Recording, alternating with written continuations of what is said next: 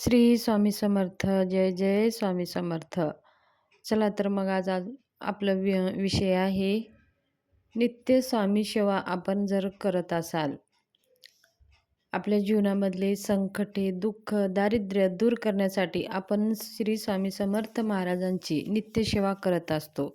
नित्यसेवामध्ये आपल्याला 3 अध्याय श्री स्वामी समर्थ सारामृताचे वाचन करायचे असतात. 11 माळी श्री स्वामी समर्थ महाराजांचं जप करायचं असतं आणि 1 माळ गायत्री मंत्र जप करायचं असतं. 11 वेळेस तारक मंत्र. ह्या नित्यसेवा आपल्या आहेत. त्याचबरोबर ह्या नित्यसेवा आपण करतो. स्वामी महाराजांचे अनुभव आपल्याला येत नाही. आपल्या मनातले जे काही प्रश्नासाठी आपण ही सेवा करतो, जे काही आपल्या समस्या आहेत, त्या समस्या निवारणासाठी आपण ह्या सगळ्या सेवा करत असतो. पण काय होतं, ह्या सगळ्या सेवा करूनसुद्धा आपले प्रश्न सुटत नाही.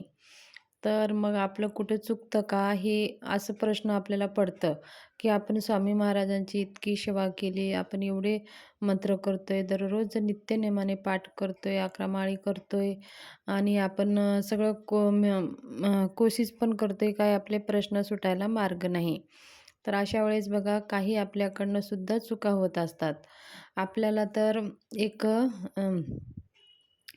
हे एवढं आपल्या जीवनामध्ये एवढं आपले थोडे, थोडे, थोडे म्हणून एवढे दोष लागलेले असतात, की ते सगळे दोष नाहीसे झाल्यावरच आपलं चांगले दिवस यायला सुरू होतात.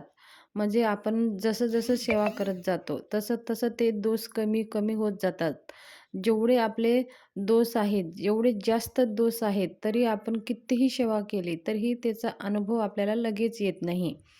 तर आपल्याला सेवा करत असताना एकतर आपल्याला पेशन्स ठेवायचा आहे. थोडंसं आपल्याला सेवा करत जायचं आहे आणि थोडं वेळ द्यायचा आहे. कसं असतं, झाड जर आपण लावला, तर लगेच त्या झाडाला फळ लागत नाही. तर त्या झाडाला पण उगवायला मोठं व्हायला वेळ लागतं. फळ लागण्यासाठी आधी कोंब येते, फूल येते, नंतर जाऊन फळ लागतं. आणि मग एकदा जर झाड लावलं, तर ते झाड उगतं का? त्याला फळ येतं का? तर नाही. तर त्याच्यासाठी सुद्धा त्याला योग्य खतं टाकावं लागतं, त्याला पाणी टाकावं लागतं, सूर्यप्रकाशाचं भेटते की नाही ते पाहावं लागतं. तरच ते झाड जाऊन मोठं होतं आणि त्याच्यानंतर ते झाड जाऊन त्याला फळ लागतात. एकतर त्याला वेळ पण लागतो आणि एकतर त्या झाडाची देखभाल करण्यासाठी आपल्याला पाणी, खत ह्याची पण काळजी आपण घेत असतो. तशाच प्रकारे कोणतीही सेवा आपण करत असताना त्याला वेळ लागतं. जसं आपल्या जीवनामध्ये तेवढे जेवढे काही आपले आधीचे जे दुःख आहेत, जे काही आपल्या कळत नकळत आपण काही चुका केली असेल, कुणाचे मनं दुखवले असेल, कळत नकळत काही आपल्याकडनं पूजा करताना म्हणा, बोलण्यामध्ये म्हणा, काही आपल्याकडनं छोट्या-छोट्या गोष्टी चुका घडत असतात आणि ते आपल्या जीवनामध्ये ते जमा होत असतात आणि मग नंतर दुःखाचे दिवस येतात. मग आपण कितीही सेवा केले तरी ते दुःख जायला बघत नाही. तर ते दुःख, ते दोष नाहीसे होण्यासाठी, जेवढे जास्त दोष असतील ते दोष कमी होण्यासाठी आपल्याला जास्त सेवा करायची असतात आणि जास्त वेळ आपल्याला त्या प्रश्न सुटण्यासाठी वेळ लागतो. आणि ह्या सगळ्या सेवा करत असताना बघा, आपण आपल्या जीवनामध्ये काय करतो, काही चुकासुद्धा करत असतो. तर आपल्याला ह्या चुका केल्यामुळे सुद्धा आपल्याला अनुभव येत नाही आणि आपले प्रश्न सुटत नाही. एकतर श्री स्वामी समर्थ महाराजांची सेवा करत असताना आपल्याला आपल्या मनामध्ये विश्वास पाहिजे आणि स्वामी महाराजावर आपलं सगळं दुःख आहे ते त्यांना सोपवून द्यायचं आहे. आणि महिला असो आणि पुरुष असो, आपण सेवा करत असताना मध्येच आपल्याला उठायचं नाही आणि कुणाला बोलायचं नाही. सेवा कंप्लीट झाल्यानंतरच आपलं दुसरं कार्य करायचं. एकाग्र मन लावूनच सेवा करायची आहे. आता आपण श्री स्वामी समर्थ माळ जप करतो. मग आपण इकडं मोबाईल पाहतो, इकडे जप करतो. ही चुकीचं आहे. आपण भावेने, श्रद्धेने ती माळ जप करायची आहे. आणि आपण 3 अध्याय वाचत असतो. मग आपण मध्येच वाचतो, मध्येच बोलतो, मोबाईल फोनमध्ये बोलत असतो. मग ते लक्ष लागत नाही. तर आपण समर्पित भावानं आपल्याला स्वामी सेवा करायची आहे. म्हणजे ती 3 अध्याय वाचेपर्यंत आपल्याला मध्येच उठायचं नाही, मध्येच बोलायचं नाही.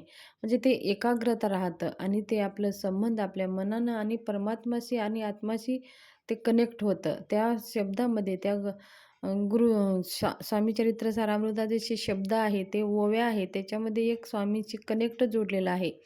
त्या ओव्याचा अर्थ समजून घेऊन जर आपण ते 3 अध्याय वाचले तर आपलं मन आणि आपलं गुरु ह्यांचं कनेक्ट होतं आणि ते आपले दुःख आहे ते स्वामींना कळत असतात. म्हणून तर आपण नित्यसेवा करत असतो. हे स्वामींशी तार जोडण्यासाठी आपण नित्यसेवा करत असतो. स्वामींचा संबंध घट्ट करण्यासाठी नित्यसेवा असते. आपण जर सेवा नाही केलं तर आपलं त्यांचं नातं कसं घट्ट राहील? म्हणून आपल्याला नित्यसेवा करायची असतात. ह्या सेवा करताना हे चुका अजिबात करू नका. तुम्ही एकाग्र मनाने सेवा करा. दुसरी म्हणजे आपण कोणाला खोटं बोलू नये. खोटं बोलून फसवेगिरीचे धंदे करू नये. आजकाल बघा छोट्या-छोट्या गोष्टीला सुद्धा खोटं बोलायची सवय झालेली आहे.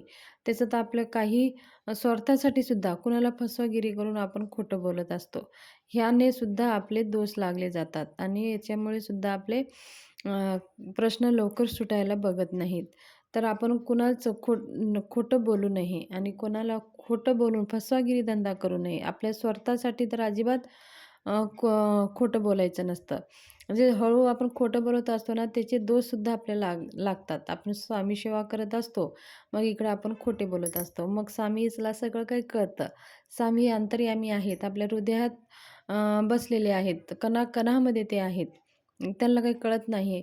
स्वामी हे सगळं कळतं. म्हणून आपण सेवा करत असताना कुणाशी अजिबात खोटं बोलू नये. आता बघा पुरुष लोकं स्वामी सेवा करतात आणि आपल्या पत्नीशी उद्दंडसारखं बोलत असतात. ज्या घरामध्ये पत्नीचा मान-सन्मान होत नाही, तिचा अपमान केलं जातं, त्या घरामध्ये कधीही सुख, समृद्धी, आनंद राहत नाही आणि लक्ष्मी माता तर त्या घरात जास्त वेळ टिकतच नाही. तर आपल्या पत्नीचं सुद्धा मान-सन्मान करणं तेवढंच गरजेचं आहे. त्याचबरोबर आपल्याला स्वामी सेवा करत असताना नॉनव्हेज वर्ज्य आहे. स्वामी सेवा आपल्याला जर संकल्पयुक्त करत असाल तर अजिबात वर्ज्य आहे. तर तुम्ही नित्य सेवा करत असाल तर ज्या दिवशी आपण सेवा करतो, त्या दिवशी खाऊन सेवा अजिबात करू नये. नॉनव्हेज खाऊन सेवा अजिबात करू नये. नॉनव्हेज हे वर्ज्य आहे. किंवा तुम्हाला एक दिवस जर तुम्हाला खायचं असेल तर एखादी दिवस तुम्ही सेवा खंड पाडून तुम्ही खाऊ शकता. पण खाऊन असं नॉनव्हेज खाऊन स्वामी सेवा करायची नसते. असे केल्याने सुद्धा आपली सेवा वाया जाते, व्यर्थ जाते आणि ती सेवा आपली फलित होत नाही. मग आपले प्रश्न सुटत नाही. म्हणून आपण जर नॉनव्हेज खात असाल तर नॉनव्हेज ज्या दिवशी आपण खातो त्या दिवशी सेवा करणे टाळावे. इतर दिवशी तुम्ही सेवा करू शकता. तर ही माहिती शेअर करायची माहिती कशी वाटली? आवडली असेल तर चॅनलला शेअर, सबस्क्राईब, लाईक जरूर करा आणि कमेंट बॉक्समध्ये श्री स्वामी समर्थ लिहायला विसरू नका आणि व्हिडिओ जास्तीत जास्त ग्रुपमध्ये शेअर करा. धन्यवाद. शुभदेव जाओ.